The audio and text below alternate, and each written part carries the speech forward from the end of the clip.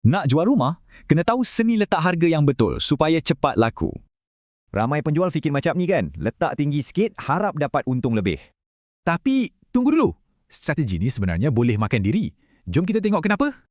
Kebanyakan rumah yang tak terjual tu bukan sebab keadaan rumahnya tak elok. Isu utamanya, harga yang diletakkan tu salah dari mula lagi.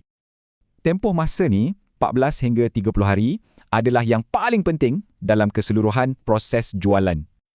Inilah golden window anda. Waktu inilah pembeli yang serius tengah bagi tumpuan penuh. Apa jadi kalau letak harga terlalu tinggi masa ni? Di sinilah masalah mula timbul. Pembeli tak pandang, ejen pun tak promosikan dan iklan pun makin senyap. Akhirnya, anda pun turunkan harga ke paras yang sepatutnya dari awal. Tapi sekarang, pembeli akan tertanya-tanya, kenapa rumah ni tak laku-laku lagi? Masa tu, kuasa tawar-menawar anda dah hilang. Pembeli rasa mereka lebih berkuasa.